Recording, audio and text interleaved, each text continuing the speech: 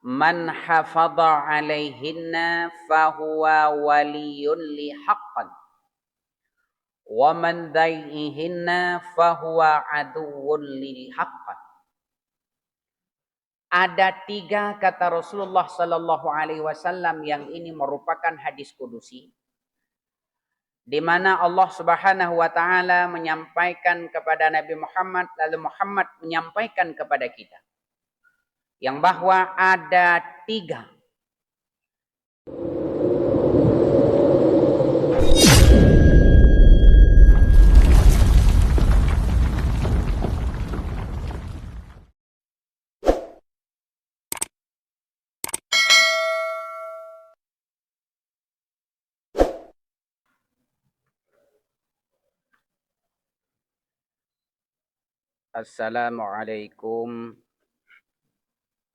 Assalamualaikum warahmatullahi wabarakatuh.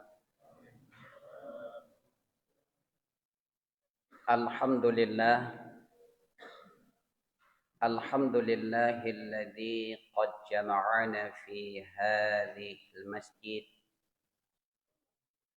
lis-salatil 'isha wa lis-salatit tarawih. Faradallahu ala hadhil ummah asyhadu an la ilaha illallah wahdahu la syarika lah wa asyhadu anna Muhammadan sayyidana abduhu wa rasuluh. Allahumma salli ala sayyidina Muhammad wa ala ali sayyidina Muhammad, amma ba'd. A'udzu billahi minasy syaithanir rajim. Bismillahirrahmanirrahim. Wa aqimus salata wa atuz zakah warka'u ma'ar raki'in. Sadaqallahul azim.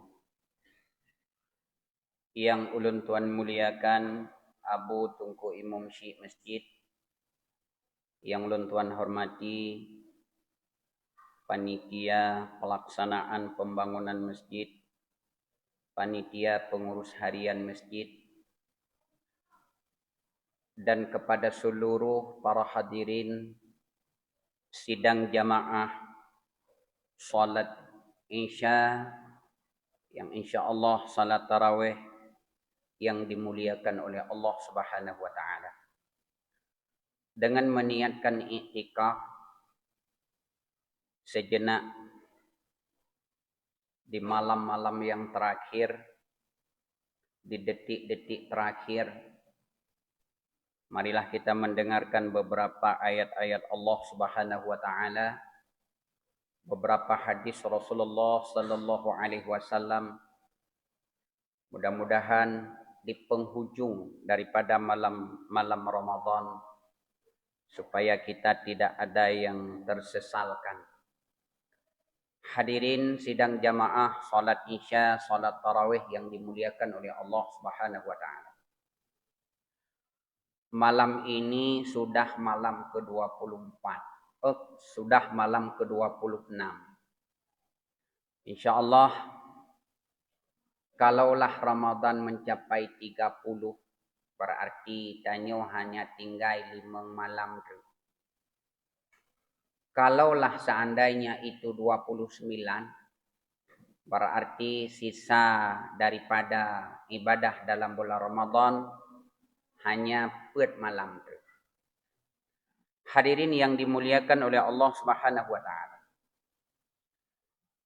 Saya mengajak kepada seluruh para hadirin jamaah yang dimuliakan oleh Allah Subhanahu wa taala supaya kita tidak sebagaimana kejadian daripada Nabi Allah Isa alaihi salam.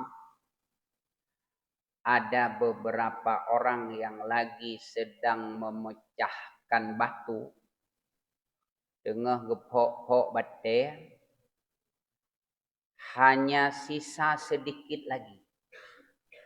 Maka dikala itu dia menyerah. Dan dia meninggalkan yang sudah sekian lama bekerja. BO tu kagbiu. Lalu datanglah orang lain.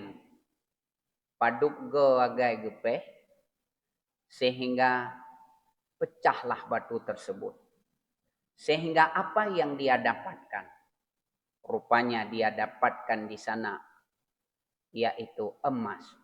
Bo tre bangepok. Ka orang yang terakhir bekerja. Yang dia tidak begitu capek bekerja.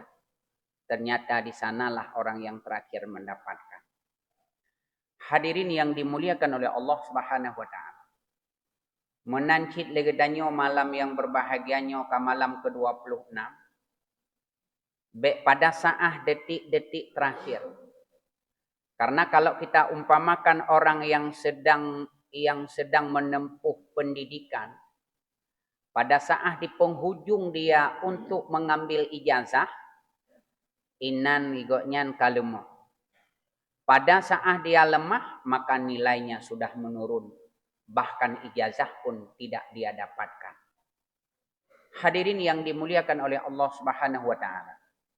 Maka oleh karena demikian, pada malam yang berbahagia ini, saya ingin menyampaikan satu hadis Rasulullah sallallahu alaihi wasallam. Mudah-mudahan apa yang sudah kita kerjakan, apa yang sudah kita lakukan, tidak tersia-siakan. Dalam sebuah hadis kudusi, Rasulullah sallallahu alaihi wasallam bersabda, "Thalathun man hafadha alaihinna fahuwa waliyun li haqqan wa man daihinna fahuwa aduwwun li haqqan." Ada 3 kata Rasulullah sallallahu alaihi wasallam yang ini merupakan hadis kudusi, di mana Allah Subhanahu wa taala menyampaikan kepada Nabi Muhammad, lalu Muhammad menyampaikan kepada kita yang bahwa ada 3 yang kalau seandainya yang 3 ini kita pelihara, kita jaga, kita tuntun dengan sebaik-baiknya, God hatta jaga, maka Allah Subhanahu wa taala yang disampaikan oleh Nabi Muhammad sallallahu alaihi wasallam, dialah akan menjadi waliku, kata Allah. Dialah yang akan menjadi orang yang dekat denganku, kata Allah. Dialah orang yang menjadi kekasihku, kata Allah. Sebaliknya, Rasul juga menyampaikan wa man dhaihinna fahuwa aduwwun li haqqan. Yang apabila seseorang itu menyia-nyiakan yang 3 perkara ini, maka dialah akan menjadi musuhku, kata Allah. Orang nyan ke yang ajat ke musuh long na pegah li Allah. Orang nyan lah orang yang juuh dengan lon. Orang itulah yang menghindar dariku, dan dia orang yang tidak dekat denganku. Lalu dikala itu para sahabat ditanya, wa ma hunna ya Rasulullah? Ya Rasul, yang 3 perkara itu, yang 3 kelompok itu, yang 3 macam itu, ya apa ya Rasulullah? Putra yang le macamnya ya Rasulullah yang akan menjadi wali Allah kalau kita jaga, dan menjadi musuh Allah kalau kita sia-siakan. Maka Rasul jawab, yang pertama adalah salat, yang kedua adalah puasa, dan yang ketiga adalah wa ghuslul janabah. Sehingga Rasulullah sallallahu alaihi wasallam mengatakan, wa hunna, yang 3 itu adalah amanatun bainallahi wa baina abdi. Yang he macamnya adalah merupakan amanah di antara Allah dengan hambanya. Hadirin yang dimuliakan oleh Allah Subhanahu wa taala. Dalam Al-Qur'anul Karim nepegah, innas salata tanha 'anil fahsya'i wal munkar. Sesungguhnya salat itu adalah mencegah seseorang daripada perbuatan keji dan mungkar. Dengan salatnya, dengan salat. Ini sebagai jaminan Allah Subhanahu wa taala dalam Al-Qur'an nepegah apabila legitanyo nata salat, nata semaya. maka Allah menjamin kepada seseorang itu, dia tidak akan melakukan perbuatan keji dan mungkar. Mungkin timbul pertanyaan, Tengku, ada orang sholat, kita melihat dia selalu melaksanakan sholat, tapi perbuatan keji dan mungkarnya pun terus jalan. Disinilah timbul pertanyaan dan jawabannya sesuai dengan kata hadis Rasulullah sallallahu alaihi wasallam yang bahwa apabila kita mau menjaga yang 3 perkara ini salah satu adalah sholat, maka dia sudah dipastikan akan menjadi orang yang dekat dengan Allah. Apabila semayangnya betul-betul kita nyo jaga, apabila semayangnya betul-betul kita nyo lakukan, bukan saja pada saat sudah masuk dalam sholat, sejak daripada semula sebelum kita melakukan sholat, waktu kita nyo terpubut syarat-syarat sholat, di sana sudah mulai kita jaga. Mulai dari saat tata cara kita melaksanakan wudhu. Idihkan kata pelihara sholat kita. Kemudian pada saat kita masuk ke dalam sholat, yang di sana ada 3 ketentuan rukun-rukun yang masuk di dalam hay'ah sholat. Di sana pun kita jaga dengan sebaik-baiknya. Baik itu merupakan rukun qalbi, rukun qauli, dan rukun fi'li. Semuanya kita jaga dengan sebaik-baiknya. Maka Allah akan menjanjikan kepada orang tersebut akan menjadi yaitu orang dekat dengan Allah. Dan dengan salat inilah orang tersebut akan tercegah dirinya daripada perbuatan keji dan mungkar. Pakan menanda pegang. Karena setiap bacaan-bacaan yang kita baca di dalam salat, mulai daripada kita bertakbiratul ihram, sampai kita nyata baca doa iftitah, kita baca a'udzubillah, kita membaca bismillah, kita membaca surah Al-Fatihah, sampai kita membaca assalamualaikum warahmatullah. Itu semua adalah doa-doa yang makbul di dalam salat. Bahkan semua mandum doa-doa di antara sekian banyak doa-doa yang kita baca-baca yang dikatakan mustajabah doa. Yang nomor 1 bacaan mustajabah doa ada di dalam salat. Sekarang timbul pertanyaan mbak katanya. Dari sekian banyak salat yang saya lakukan sejak saya usia balik. Mulai daripada tanya usia balik. Sudahkah kali ada buat salat yang sesuai dengan lagi yang kegetuntun dalam syariat? Sudahkah kita melakukan salat itu sesuai dengan ketentuan-ketentuan ilmu pengetahuan? Kata pubut lagi dengan ubina salat lagi kepegang laukum. Kalaulah sudah menyaka butoi ta pubut, itu jaminan Allah tunggu. Butoi ayat Allah inna salata tanha 'anil fahsya'i wal munkar. Sesungguhnya salat itu dapat mencegah seseorang itu daripada perbuatan keji dan mungkar. Nyan jaminan. Tadi bentuk tak pegah lagi tanya salah ayat. Taluh do yang selamanya sudah 50 tahun saya melaksanakan salat. Adakah bacaan-bacaan dalam salat saya sesuai dengan ilmu pengetahuan? Nah, sesuai salat yang lung lakukan, doa yang lung baca, sesuaikah dengan ilmu pengetahuan? Sebab di antara penyebab seseorang itu malas dalam beribadah, yang pertama disebabkan tidak ada ilmu pengetahuan. Ditambah pada seseorang itu kelalaiannya. Ilmu pengetahuan hana, metamah lemblem dalam kehidupan kita, yaitu dengan kelalaian. Maka inilah penyebab yang menyebabkan seseorang itu tidak yakin dalam salat. Salat dia lakukan, tetapi dalam melakukan salat itu tidak yakin sesuai dengan yang diharapkan. Kenapa? Bahkan karena hana ilmu pengetahuan.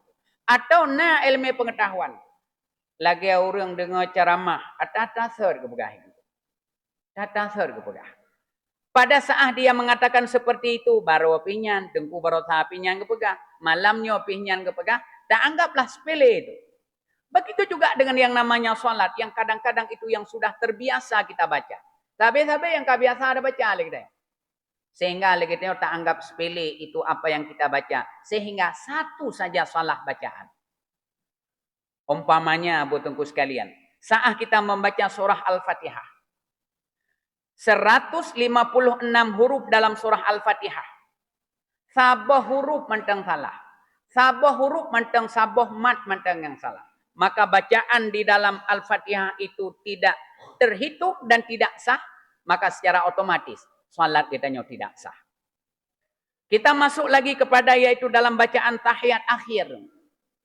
Yang kadang-kadang kita dalam salat bukan menguping. Tapi terdengar.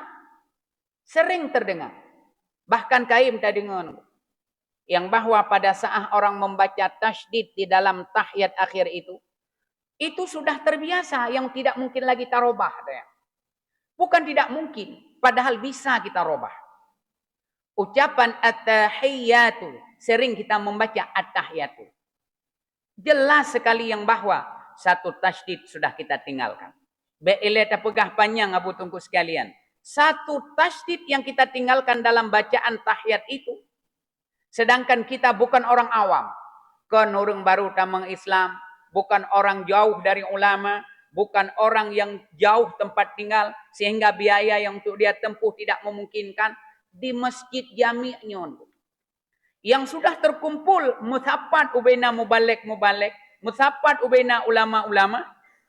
Untuk menyampaikan ilmu pengetahuan. Bahkan jelas yang bawa tanya hana cerita lidro tu orang awam. Saboh tinggal tasydid dalam yaitu bacaan tahiyat akhir. Maka jadi batallah salat. Maka inilah penyebab yang bahwa ayat Allah kan salah ayat Allah. Inna salata tanha anil fahsya'i wal munkar. Sesungguhnya salat itu dapat mencegah seseorang daripada perbuatan keji dan mungkar. Berarti ada kemungkaran kita di dalam salat. Ada kesalahan kita di dalam salat. Para jamaah yang dimuliakan oleh Allah Subhanahu wa taala. Dalam sebuah hadis Rasulullah sallallahu alaihi wasallam bersabda, di mana kata Rasulullah, "Man lam tanhahu salatuhu anil fahsya'i wal munkar, lam yazid minallahi illa bu'da." Barang siapa seseorang yang tidak bisa mencegah dirinya dengan salatnya daripada perbuatan keji dan mungkar, maka tidak akan bertambah dari salatnya, melainkan dia jauh dengan Allah Subhanahu wa taala. Justru bertambah jauh. Sedangkan tadi kita sebutkan yang bahwa orang yang memelihara salat, nyo urangnya akan dia dekat dengan Allah. Tapi kalau seandainya seseorang tidak bisa mencegah perbuatan dirinya dari perbuatan keji dan mungkar, justru di dalam salat terjadi kemungkaran. Maka tidak ada hasil yang lain. Melainkan kita bertambah jauh dengan Allah Subhanahu wa ta'ala. Yang pertama. Yang kedua. Rasulullah sallallahu alaihi wasallam nepegah yang bahwa akan menjadi wali Allah. Adalah orang-orang yang menjaga puasanya. Nabi Allah Musa alaihi salam pernah mengadu kepada Allah, "Ya Allah, adakah hambamu yang lebih mulia selain daripadaku?" kata Allah. Nabi Allah Musa menyata pegah dalam bahasa Tanyo biasa. Beliau sudah merasa diri orang yang dekat sekali dengan Allah Subhanahu wa taala. Sehingga dia mengatakan kepada Allah, "Ya Allah, adakah orang yang lebih mulia selain daripadaku?" kata Allah. Allah ni jawab. Apa jawaban Allah? Tidak, wahai Musa. Bukan saja engkau yang lebih mulia, tetapi ada di akhir zaman nanti kelak yang lebih mulia, Nabi Muhammad dan umatnya. Apa yang menyebabkan mereka itu mulia ya Allah? Dijawablah oleh Allah Subhanahu wa taala. Inni a'taitu ummata Muhammadin nurain.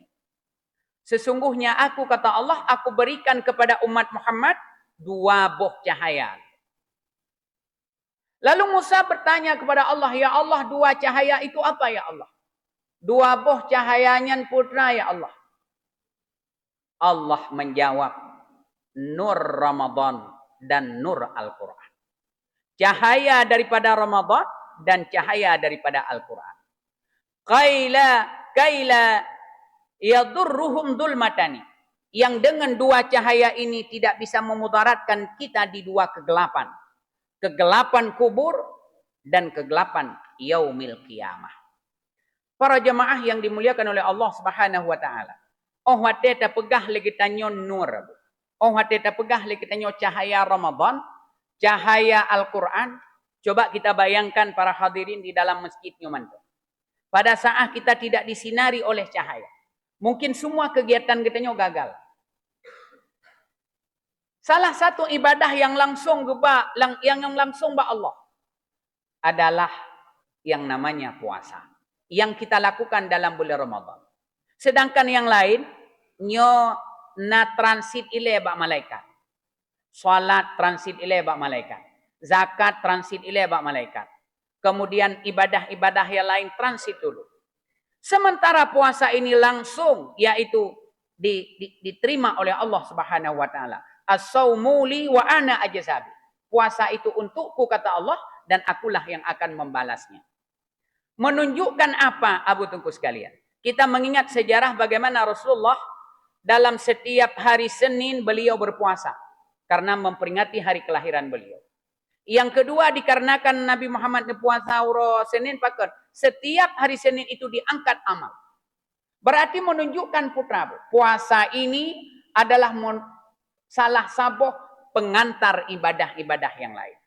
Maka kesempatan dalam bulan Ramadan supaya terangkat seluruh amal ibadah kita ke hadapan Allah. Laksanakanlah puasa itu. Karena Ramadan adalah merupakan satu cahaya yang sangat mulia di hadapan Allah Subhanahu wa taala. Kemudian nur yang kedua adalah yaitu Al-Quran. Syurga merindukan kepada 4 golongan manusia. Salah satunya adalah talil Quran. Orang yang membaca kitab suci Al-Quran. Para jamaah yang dimuliakan oleh Allah Subhanahu wa taala. Dan yang ketiga yang akan menjadi wali Allah, yang menjadi orang yang dekat dengan Allah Subhanahu wa taala, wa ghaslul janabah, yaitu orang-orang yang dalam penafsiran wa ghaslul janabahnya menyemakna wa ghaslul janabah mandi membuang hadas besar. Tetapi dalam penafsiran hadis ini menyebutkan yang bahwa mulai daripada hadas besar, hadas kecil, dan pandai dia saat melakukan yaitu bersuci dan tidak ada unsur najis dalam pelaksanaan ibadah kepada Allah Subhanahu wa taala. Para jemaah yang dimuliakan oleh Allah Subhanahu wa taala, maka di detik-detik yang terakhir walaupun banyak sekali yang kita lakukan, yang apabila yang pertama salat kita sia-siakan, mungkin kita akan tersia-siakanlah ibadah-ibadah yang lain. Karena salat ini adalah merupakan ummul ibadah. Ulai daripada ibadah itu letaknya pada salat. Hadirin yang dimuliakan oleh Allah Subhanahu wa taala, mudah-mudahan tinggal sisa hanya 5 malam lagi. Kita tidak tergolong kepada orang-orang yang tertolak amalan kita. Inilah yang dapat saya sampaikan. Mudah-mudahan dapat bermanfaat kepada para hadirin dan juga kepada pribadi saya sendiri. Wabillahi taufik wal hidayah. Assalamualaikum warahmatullahi wabarakatuh.